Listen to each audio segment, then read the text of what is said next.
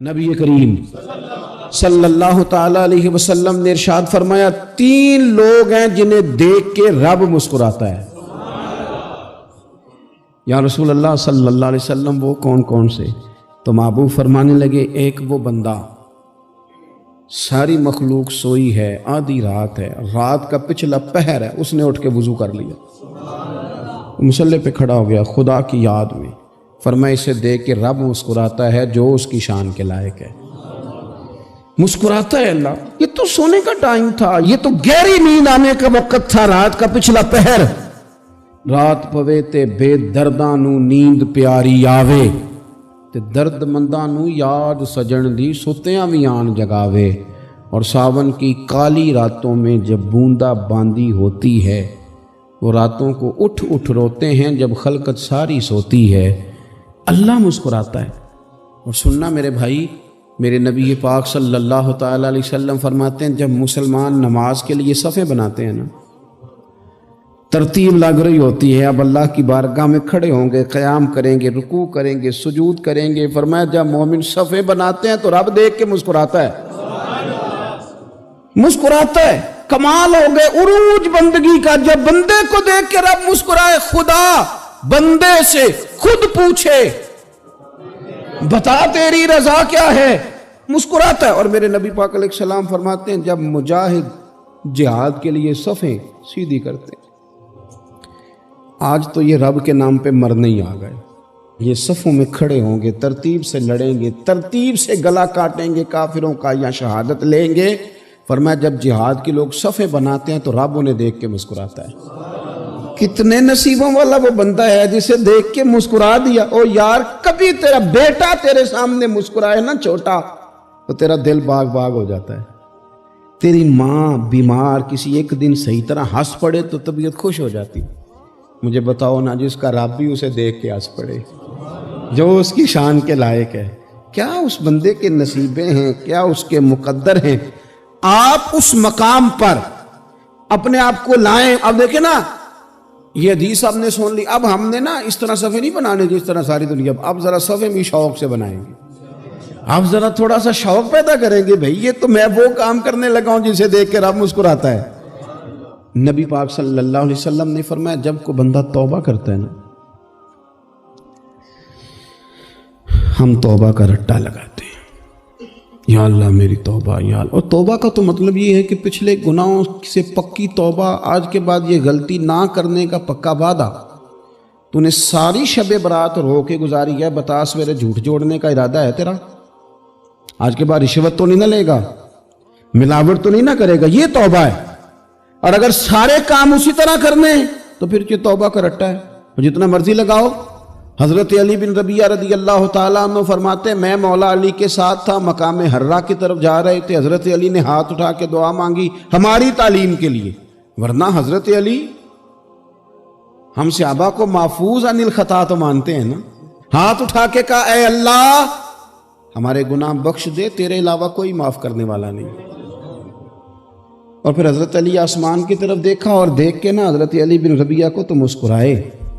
حضرت علی بن ربیعہ کہنے لگے حضور مسکرائے کیوں ہو؟ فرمانے لگے ایک دن میں حضور کے ساتھ اسی طرح آیا تھا، اسی طرح حضور نے دعا فرمائی تھی ہماری تعلیم کے لیے، اور پھر حضور مجھے دیکھ کے مسکرائے تھے اور فرمایا جب کوئی بندہ رب کی بارگاہ میں اس طرح استغفار کرتا ہے تو رب مسکراتا ہے، اور مسکرا کے فرماتا دیکھ لو میرے بندوں کو پتہ ہے کہ میرے علاوہ معاف کرنے والا کوئی نہیں، انہیں پتہ ہے، تم اس کی بارگاہ میں رجوع تو لاؤ، آؤ تو صحیح دو آنسو لے کر۔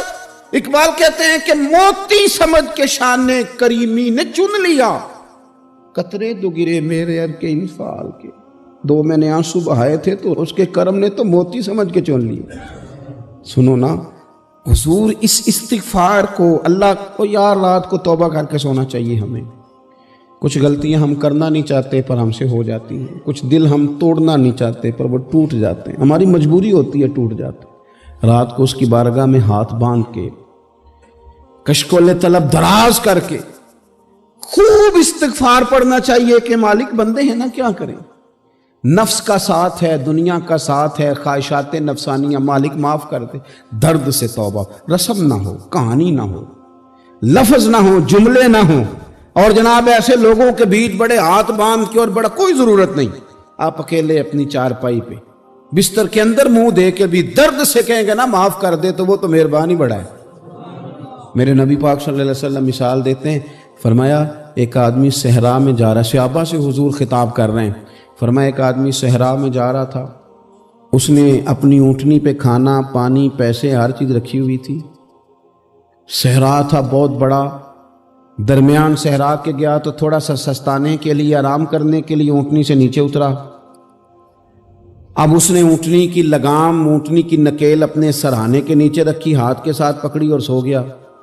थोड़ी ही देर के बाद जब उसकी आंख खुली तो देखा ऊँटनी गायब है। सहरा में वो पैदल ना आगे जा सकता है, ना पीछे जा सकता है, ना दाएं ना बाएं, खाने को रोटी नहीं, पीने को पानी का कतरा नहीं, थोड़ा इधर भागा उधर भागा, थक गया। करीम महबूब फरमाते हैं वो पूरी तरह निढाल हो गया और मायूस हो गया, माअज़ल्लाह। मायूस होके दोबारा उसी जगह आके लेट गया जहां पहले लेटा था, इंतजार करने लगा कि अब मौत ही आएगी, आखिरी वक्त है, अब ना मैं पैदल ये सहरा क्रॉस कर सकता हूं, ना पीछे जा सकता हूं, ना खाना है ना पानी है, सिवाय मौत के कोई सहारा नहीं। हुजूर फरमाते हैं वो रास्ते में दोबारा लेट गया। अचानक उसने रुख बदला तो ऊँटनी सामने खड़ी थी। हुजूर ने सहाबा से पूछा बताओ ना उसे भला कितनी को खुशी होगी। या रसूल अल्लाह, जिसे नई जिंदगी मिल गई है। आप देखें ना, सारे डॉक्टरों ने कह दिया कि इसके तो गुर्दे मैदा जिगर हर चीज खत्म है, घर ले जाओ खिदमत करो, हर तरफ परेशानी है। वो बंदा भी समझ गया है कि आखिरी वक्त आ गया, कल जाऊं परसों जाऊं, तैयारी हो गई, सब लोग आ गए, बाहर वाले भी आ गए, ये माहौल एक अजीब रंग इख्तियार कर गया। अचानक एक डॉक्टर ने आके कहा नहीं नहीं गलती लग गई थी। मुझे बताइए अंदाज क्या होता है? बगैर दवाई के बंदा उठ के खड़ा नहीं हो जाता। ओ मैं तो बच गया हूं। नबी पाक सल्लल्लाहु अलैहि वसल्लम फरमाने लगे उसकी ऊंटनी मिल गई, बताओ भला उसे कितनी खुशी होगी। या रसूल अल्लाह, वो तो दोबारा दुनिया में आ गया। हुजूर फरमाने लगे उसे कुछ भी खुशी नहीं हुई। जब कोई रब का गुनाहगार बंदा आके तौबा करता है, रब को इससे कई गुना ज्यादा खुशी होती है। मेरा बंदा आ गया है, मेरा बंदा आ गया है, मेरे घर आ गया। उसने आंसू बहाए हैं, उसने कहा अल्लाह मैं तेरा यूं तेरा ही रिज़्क़ खाता हूँ, तेरी ही ज़मीन पे रहता हूँ, तेरे नाम से मेरी सांसें चलती हैं। वो आ गया।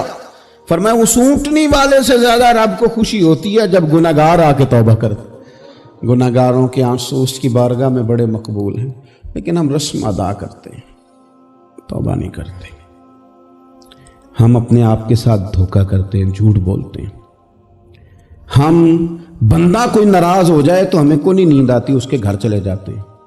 हम अपने सारे रिश्तों को ताल्लुकात को मेंटेन करके रखने के आदी हैं। हमें पता है कि वहां मैं नहीं जा सका तो बेटा भेजता हूं, फलां शादी पे मैं नहीं जा सका तो भतीजा भेजता हूं, भाई भेजता हूं।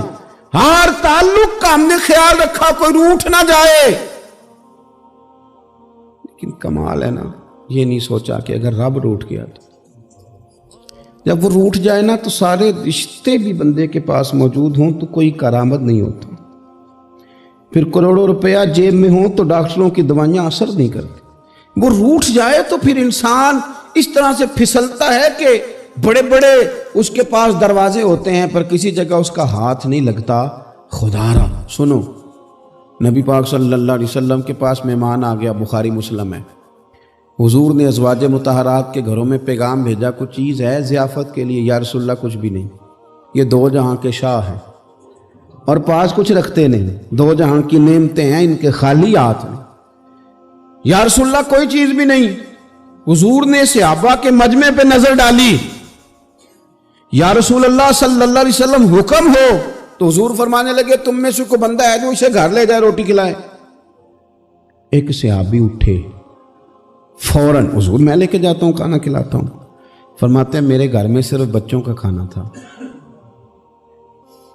ये नहीं कि फ्रीजर भरा हुआ है नेमतों से, सिर्फ बच्चों का खाना। ये नहीं कि किसी को देख के अपनी हंडिया पे बर्तन दे लिया, सिर्फ बच्चों का खाना। कहते हैं घर गया, बीवी से कहा क्या कैफियत है? कहने लगी बच्चों की रोटी है। मैंने कहा बच्चे सुला दे, सुबह नाश्ता कर लेंगे। تو کہنے لگی آپ کیا کھائیں گے؟ تو میں نے کہا نہ میں کھاؤں گا نہ تو کھائے گی، مہمان جو نبی پاک کا ہے۔ کہا اچھا، اب ذرا تجویز دیکھو میاں بیوی کی سوجھی آپس میں۔ کہتے ہیں کھانا لگا دینا، کیونکہ ایک آدھ بندے کا کھانا ہے۔ اپنی غربتوں کا ہر جگہ اظہار کرنا، رونا رونا، یہ دیکھو غربت کیسے چھپائی جا رہی ہے۔ اس کو کہا نہیں کہ چل تو تھوڑا رحم کھا، تو آیا ہے تو تھوڑا رحم کھا، یہ نہیں کہا اٹھ کے نا تو کھانا رکھنا اور اٹھ کے نا چراغ ٹھیک کرنے کے بہانے بجھا دینا۔ ہم دنیا والوں کے سامنے کیوں اپنے دکھ بیان کریں؟ ہم جو کہیں گے رب رسول کی بارگاہ میں کہیں گے۔ تو نا چراغ ٹھیک کرنے کے بہانے، اہلیہ اٹھی، کھانا دینے کے بعد چراغ ٹھیک کرنے کے بہانے بجھا دیا۔ خامد بھی ہاتھ چلاتے رہے، بیوی کبھی برتن رکھتی کبھی اٹھاتی، پتہ چلے کہ کھانا کھا رہے ہیں، کھانا کھایا جا رہا ہے۔ کہتے ہیں مہمان پیٹ بھر کے کھانا کھا گیا۔ یہ کام ہوا رات کے اندھیرے میں، اس وقت ہوا جب چراغ بھی بند تھا، اس وقت ہوا جب کوئی دیکھنے والا نہیں تھا، کسی پڑوسی کو بھی خبر نہیں تھی۔ فرماتے ہیں صبح کے اجالے میں اس مہمان کو لے کے مسجد نبوی میں نے قدم رکھا تو نبی کریم نے فرمایا رات جو تم نے کام کیا ہے نا اسے دیکھ کے میرا رب بڑا مسکرایا ہے، اللہ بڑا مسکرایا ہے۔ اللہ تر دامنی پہ شیخ ہماری نہ جائیے، ہم دامن نہ چھوڑ دیں تو فرشتے وضو کریں۔ یہ شان ہے صحابہ کی۔ نبی کریم علیہ السلام نے فرمایا رب رات مسکرایا تیرا یہ انداز دیکھ کے، اور اس نے قرآن نازل کیا وَيُبْصِرُونَ عَلَىٰ أَنفُسِهِمْ وَلَوْ كَانَ بِهِمْ خَصَاصَةٌ۔ کچھ لوگ وہ ہیں جنہیں بڑی بھی ضرورت ہو تو دوسروں پر اثار کر دیتے ہیں۔